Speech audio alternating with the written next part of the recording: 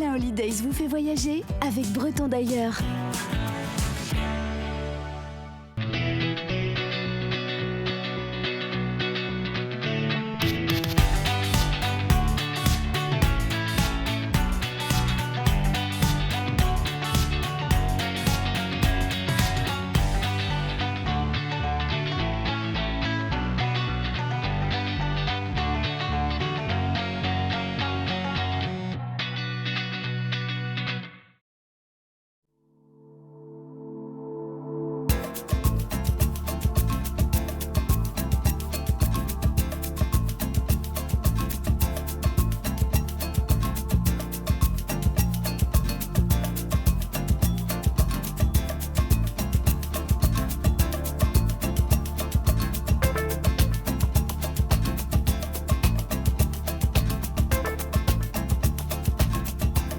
Benvindo ao Rio, bienvenue à Rio.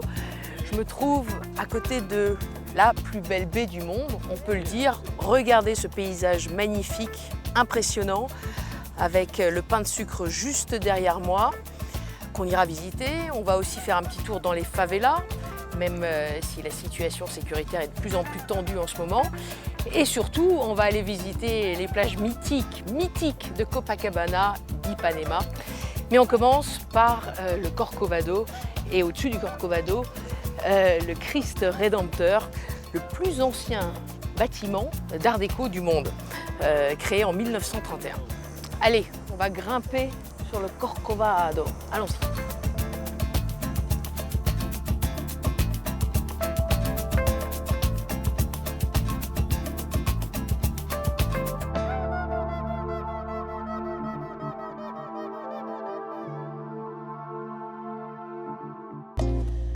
Muita calma para pensar e ter tempo para sonhar. La visite du Corcovado se mérite. En navette ou en funiculaire, il y a toujours beaucoup de monde ici. Il faut dire que le site est un incontournable de Rio. Le panorama y est à couper le souffle, à plus de 700 mètres d'altitude. C'est celui qui offre d'ailleurs le meilleur point de vue sur le fameux stade Maracanã, vieux de presque 70 ans. Quant au Christ Rédempteur, inauguré en 1931, il est toujours autant visité, même davantage.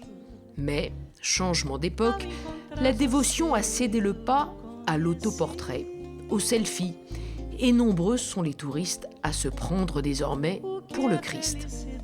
Pourtant, nous sommes ici dans un lieu saint, puisque les pieds de la statue de 38 mètres abritent une chapelle.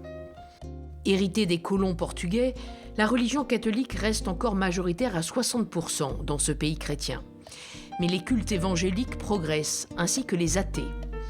Rio arbore d'ailleurs quelques beaux spécimens d'églises, comme celle de Santa Teresa, l'une des plus charmantes, à l'instar du quartier du même nom, connu pour ses 215 marches qui mènent vers le quartier de Lapa, en contrebas.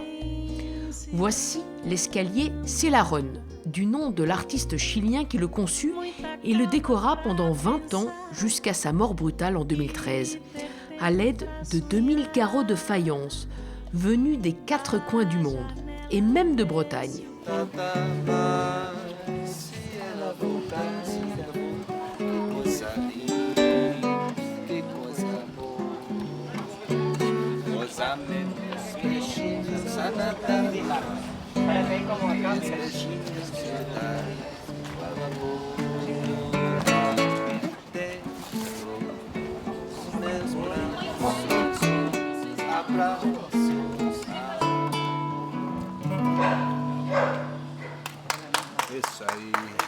Merci beaucoup. Autre artiste, autre style. Nous avons rendez-vous avec Erwan, notre premier breton. Cet enseignant et artiste plasticien des Côtes-d'Armor a suivi sa femme, journaliste à l'AFP, et leurs 3 enfants pour s'installer ici, à Botafogo, sur les hauteurs de Rio. C'était fin 2016. Disons que moi, n'étant pas accueilli par une structure ici, professionnellement, c'était beaucoup plus difficile de porter les choses seul. Donc ça, c'était voilà, la première sensation en arrivant. Dans les premiers 6 mois, ça a été une période d'adaptation, et pour moi, et pour les enfants, et pour ma femme aussi, dans son travail. Il fallait que pour elle, ça se passe bien aussi dans des conditions de travail. Et puis, que les enfants s'adaptent à l'école, qu'ils commencent à apprendre aussi, eux, le portugais. Et puis moi, j'ai commencé à faire connaître mon travail, à développer des contacts, à proposer tout simplement mon travail. Et j'ai eu la chance de faire 2 belles rencontres.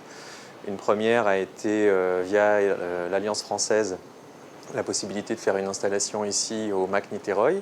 Et puis assez rapidement derrière, j'ai eu une autre très belle proposition à exposer dans une exposition d'art monumental à Marina da Glória.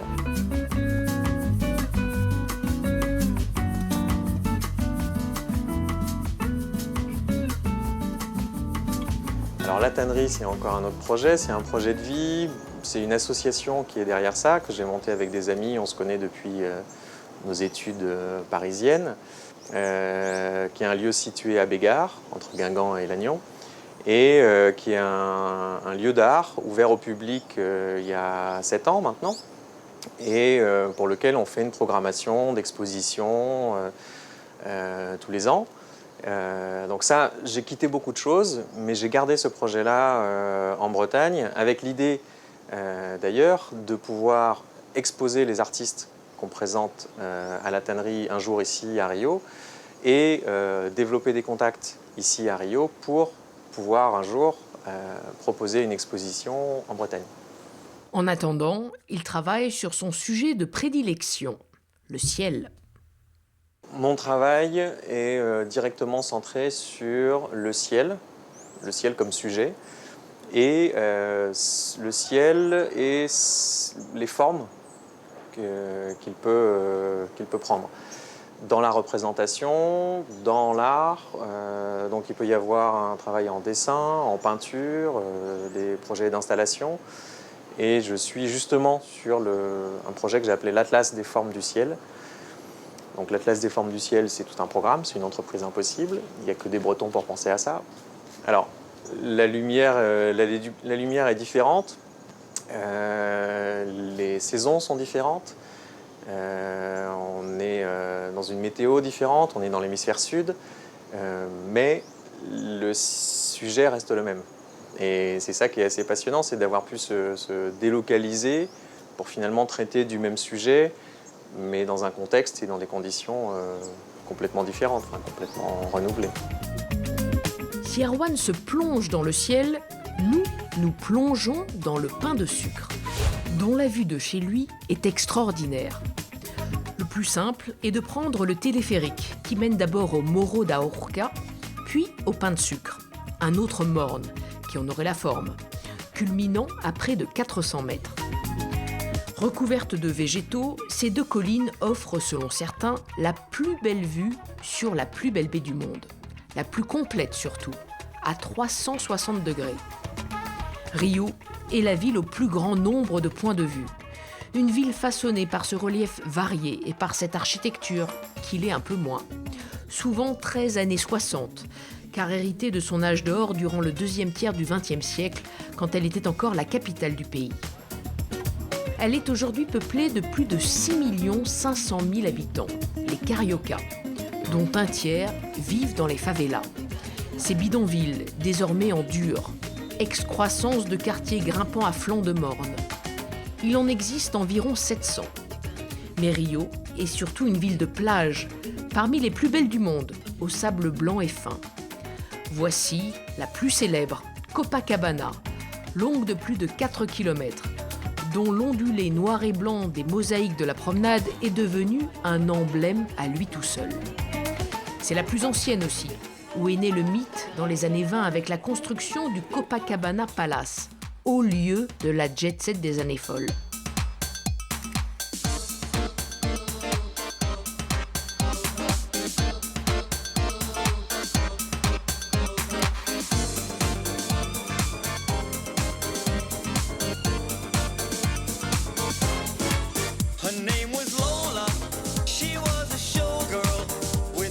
Les plages les plus huppées aujourd'hui sont Leblon et Ipanema, Très connu aussi grâce à la chanson d'Antonio Carlos Jobim, fondateur de la bossa nova. Quelles que soient les plages, ce sont des lieux de vie actifs à Rio. Surtout les dimanches, où des sportifs de tout crin se donnent rendez-vous, à vélo, en roller ou à pied. On pratique ici la capoeira ou la boxe à même la rue, la planche ou le paddle, et bien sûr le football, quand ce n'est pas le footvolley, une variante toute brésilienne.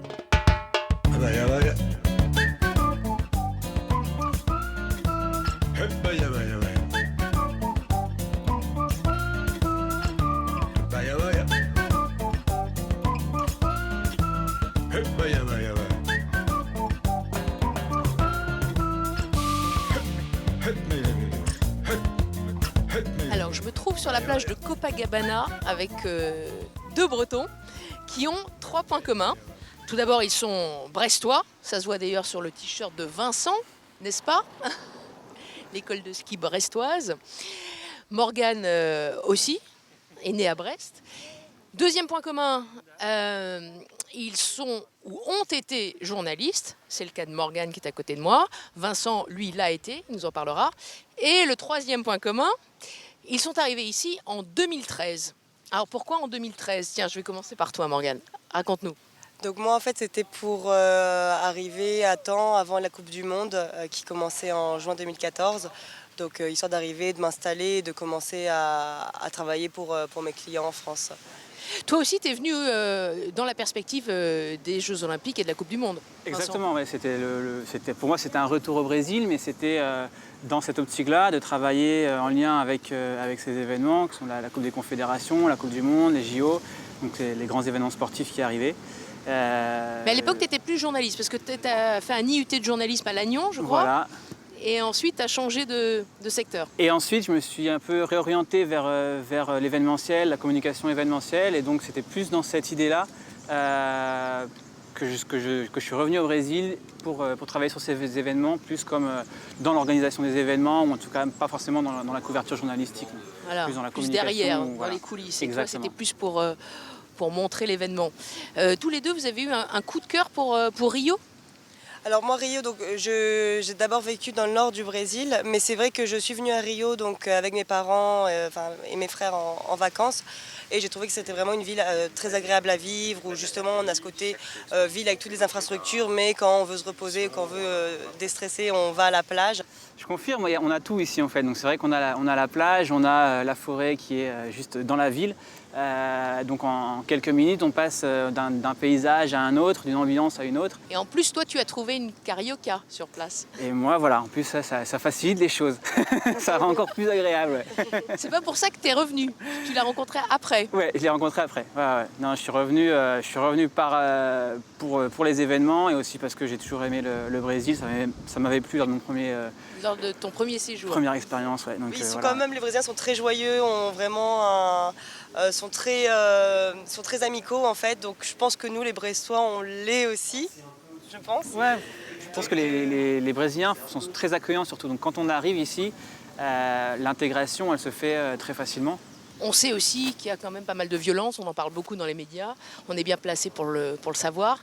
Qu'est-ce que vous ressentez, vous, depuis 5 ans que vous vivez ici? C'est effectivement un sentiment d'insécurité qui est de plus en plus prégnant?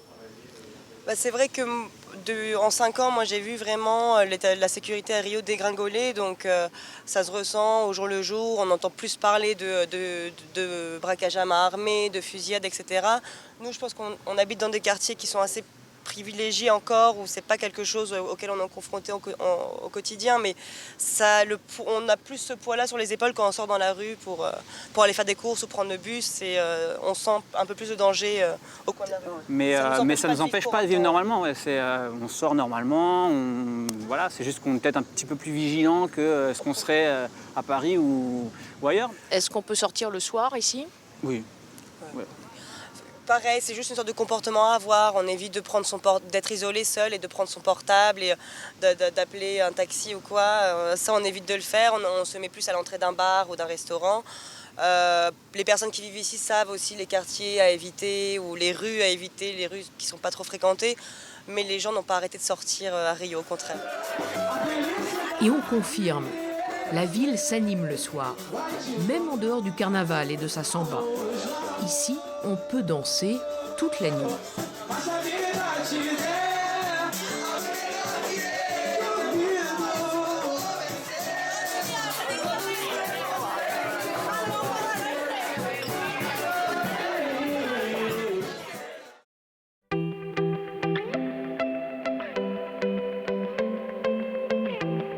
Rio, c'est aussi un centre-ville aux constructions plus éclectiques.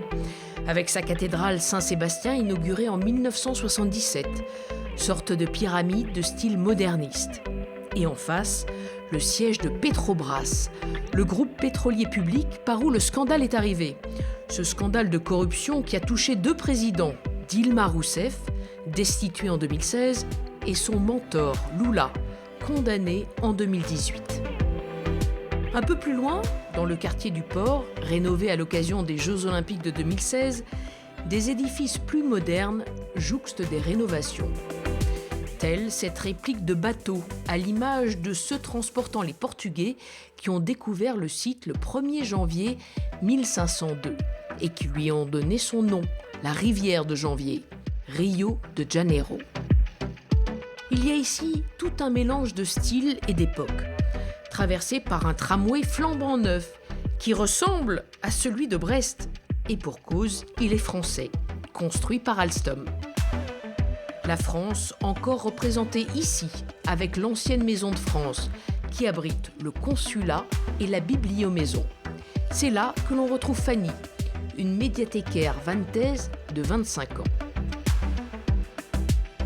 La bibliomaison, elle existe depuis longtemps, elle existe depuis 1961. Donc historiquement, elle a toujours été un lieu académique d'échange entre la culture française et la culture brésilienne. Elle a beaucoup diffusé la culture intellectuelle française au moment de la dictature brésilienne. Elle était un lieu de rencontre justement pour pouvoir continuer à parler de ces livres qui étaient interdits. Certes, les Brésiliens connaissent surtout Paris, mais la Bretagne est quand même une région qui intéresse. Et quand on montre des photos, quand on parle de la Bretagne, les gens trouvent toujours ça très très joli. Donc on a une activité qui s'appelle Détour en France, qui justement consiste à présenter une région française aux Brésiliens. Et la session sur la Bretagne a eu un grand succès. Fanny, elle, est de Vannes. Elle vit ici depuis 2 ans, après un coup de cœur. Alors la première fois que je suis venue à Rio, c'était en 2013. Je suis venue dans le cadre d'un échange universitaire. Donc j'ai fait 2 années de prépa, je suis rentrée à Sciences Po Strasbourg et dans le cursus de Sciences Po, il faut faire une année à l'étranger. Voilà, il y a une fille qui m'a parlé du Brésil, elle y était allée, elle m'en a parlé et je me suis dit j'ai envie d'aller là-bas. Donc je suis venue ici, j'ai passé 1 an, c'était donc à l'époque de la Coupe du Monde, 1 an à étudier le portugais, 1 an à découvrir un autre pays, une autre culture. J'ai eu un choc culturel, mais qui a été dans le bon sens des choses. Et en fait, il se trouve que j'ai rencontré un carioca. À la fin de ses études, elle a donc tout fait pour revenir. Et elle a trouvé un stage au consulat qui aboutit à cet emploi avec un contrat local. Donc moi, je fais partie de l'équipe de la bibliothèque et donc je travaille sur la partie animation. Donc tout ce qui est de mettre en place des événements, des animations régulières ou pas régulières ou ponctuelles. Donc je m'occupe de tout ce qui est la logistique, la communication, la programmation, c'est vraiment de A à Z. Mon idée, c'est plutôt de m'installer à moyen terme, de profiter de cette opportunité de travail ici, de vivre une expatriation. Mais je pense qu'un jour, j'aurai envie de rentrer en France. Rio, mine de rien, c'est quand même pas une ville forcément très facile pour s'installer. Le salaire minimum ici au Brésil, c'est aux alentours de 900 reais. Voilà, donc quand on a un loyer de 2000 reais, c'est juste pas faisable. Donc les loyers, la nourriture aussi, toujours la même chose. Toujours dans la zone sud, c'est toujours un peu plus cher. Et c'est pour ça que d'ailleurs une grande partie des cariocas vivent dans la zone nord, voire dans les périphéries ou banlieues. Et oui, ou dans les favelas, effectivement, là où c'est un petit peu moins cher. Et ensuite, ils prennent les transports publics. Ils ont par jour facilement entre 1 heure, 2 heures, voire 3 heures de transport pour venir au travail et ensuite pour repartir. Rio, comme le reste du Brésil, est une terre de contrastes humains et sociaux surtout, où splendeur et misère se côtoient. Le fameux melting pot brésilien, charrié par des années d'immigration européenne, africaine, libanaise et nippone, n'est souvent qu'apparent, tant les différences persistent entre l'élite blanche, les métis et les afro-brésiliens. Pour se rendre compte de ce Brésil à deux vitesses, il suffit de se rendre dans une favela, où le quotidien est beaucoup moins chantant et dansant, même si des stars de la pop s'y sont rendues. Et contrairement aux idées reçues, le trafic de drogue ne concerne qu'une infime partie de cette population. Exemple à Santa Marta, désormais la plus sûre des favelas de Rio, et la première à avoir été pacifiée en 2008. Elle abrite la Célarone de l'horloge. Cette dame est la mère de notre guide, Gilson. A vida na favela é uma vida tranquila, uma vida boa. Mais de 99% das pessoas, 0,9, trabalham com coisas lícitas. E é super tranquilo, é super bom viver na favela. As pessoas se ajudam, se comunicam, as pessoas se conhecem. Faz sempre estão sempre em conjunto, um falando com as outras. É muito bom viver na favela. A favela Santa Marta é uma favela que recebe muitos artistas famosos há muitos anos. O Michael Jackson esteve aqui para gravar cenas do clipe, então os produtores dele, Spike Lee, esteve aqui antes, entendeu como que era o dia a dia na comunidade, muito diferente do que a mídia fala mal, do que a mídia noticia, e quis mostrar a favela como realmente é. Então o Michael Jackson esteve aqui, pousou de helicóptero lá em cima no campinho, desceu a pé dentro da comunidade e nesse espaço ele dançou cenas do clipe, quando ele esteve aqui em 96.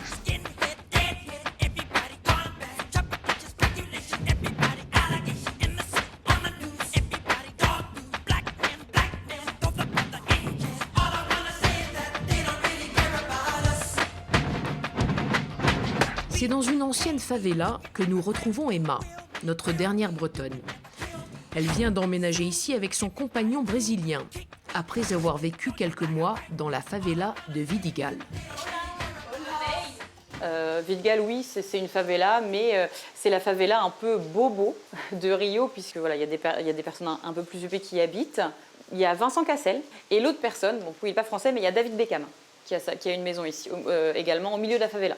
Et voilà, je suis arrivée là-bas, j'ai loué une chambre, je me suis dit je vais rester là un mois, le temps de trouver autre chose, parce que je me suis dit bon, voilà, j'avais pas un peu peur, mais bon quand même, il faudrait quand même aussi rester réaliste. Et puis bon, en fin de compte, c'est devenu ma famille, tout simplement. Vidigal, ça me fait vraiment, pour le coup, penser à un petit village breton ou du sud, parce que tout le monde s'entraide, tout le monde sait, mais c'est comme une grande famille en fait. Alors après, ça reste une favela. Bien sûr, ça a été pacifié, mais il y a encore quelques petites choses qui se passent, effectivement. Ça arrive de voir des patrouilles de policiers passer, d'entendre des coups de feu dans le haut. Voilà, il faut rester réaliste. Sur place, Emma a fait la rencontre d'un artiste brésilien, Lyson. Avec lui, elle s'implique dans la réhabilitation de la favela. On a commencé à converser et on a commencé à travailler ensemble sur ce projet-là.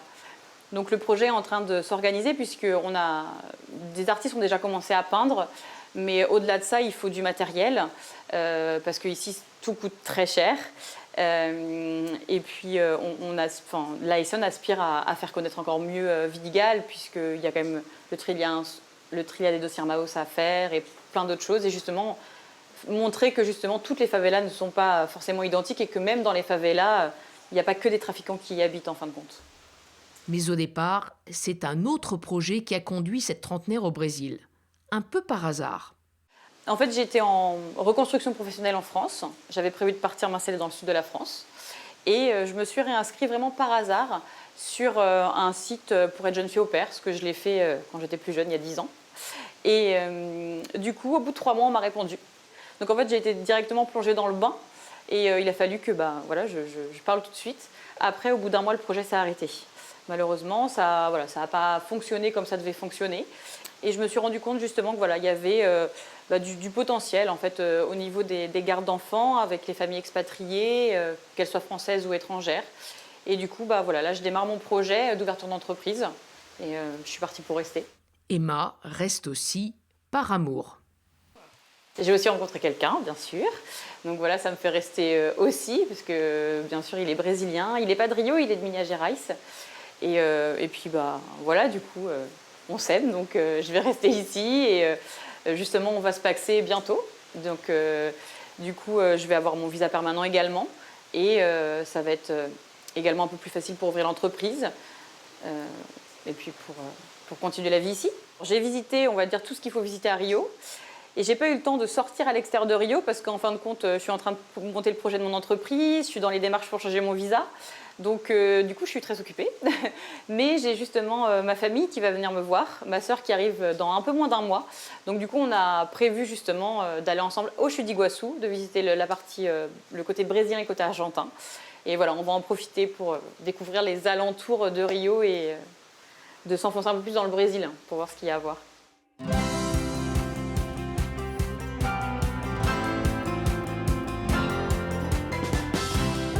En attendant, Emma peut profiter du beau et luxuriant jardin botanique de Rio qui se trouve à sa porte, avec son lot d'orchidées, de nénuphars, d'arbres centenaires et de petites cascades d'eau.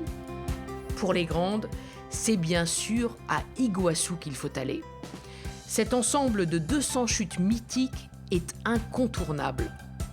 Découverte au XVIe siècle, à cheval sur le Brésil et l'Argentine, ces chutes sont les plus spectaculaires du monde. Si c'est côté brésilien qu'elles sont les plus impressionnantes, la balade est plus variée côté argentin. Et elle permet de plonger dans cette forêt semi-tropicale, plus vieille que la forêt amazonienne. Le Brésil, ce pays continent qui fait 16 fois la France, est d'ailleurs recouvert d'un tiers de forêt. Et il accueille une faune exotique. Beaucoup d'animaux, des lézards, des coatis que l'on ne voit qu'ici, même des crocodiles et surtout de magnifiques papillons multicolores.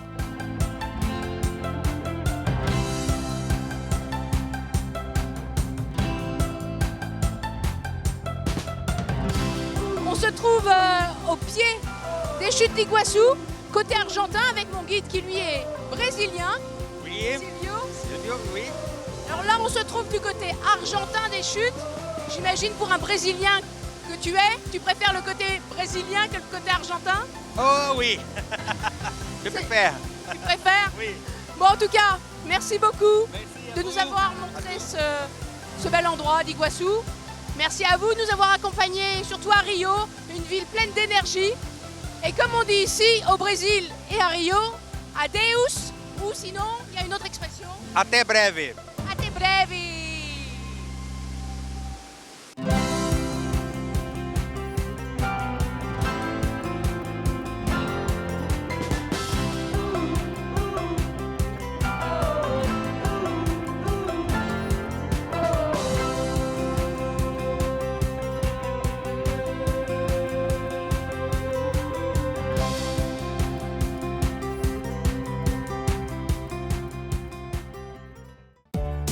Salin Holidays vous a fait voyager avec Breton d'ailleurs.